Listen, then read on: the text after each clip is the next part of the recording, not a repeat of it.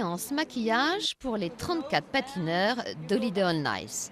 Dans quelques heures, la troupe s'élancera sur la glace pour 10 soirées au Zénith avant de partir en tournée pour toute la France. Pour ces professionnels du patinage artistique, Holiday on Ice est un passage obligé. Je ne pensais pas un jour y arriver. Je rêvais de ça, mais je me disais peut-être c'est à ta portée, mais on n'est jamais sûr de soi à 100%.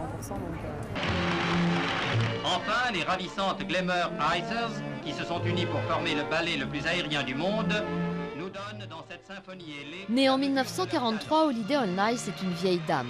D'origine américaine, elle a fait le tour du monde. En France, c'est devenu un classique. Chaque année, depuis 60 ans, on monte le spectacle. C'est une véritable entreprise qui regroupe une cinquantaine de personnes. D'abord, vous avez la patinoire, on peut passer n'importe où. Vous avez des structures, on accroche au plafond. Vous avez de la lumière, vous avez du décor. Vous avez du transport.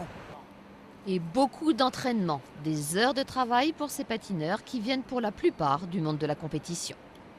Et ce spectacle est très difficile en fait parce que il est très physique, très éprouvant.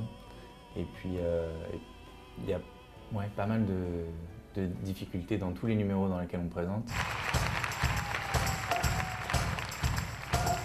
Holiday on Ice, c'est aussi le spectacle de tous les records.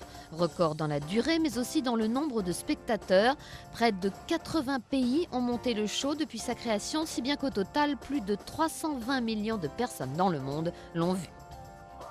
La glace, elle apporte un esthétisme qu'aucune autre discipline n'apporte. C'est-à-dire, c'est à la fois extrêmement fluide au niveau du déplacement, et extrêmement rapide. C'est-à-dire c'est une alliance de la vitesse et de la fluidité.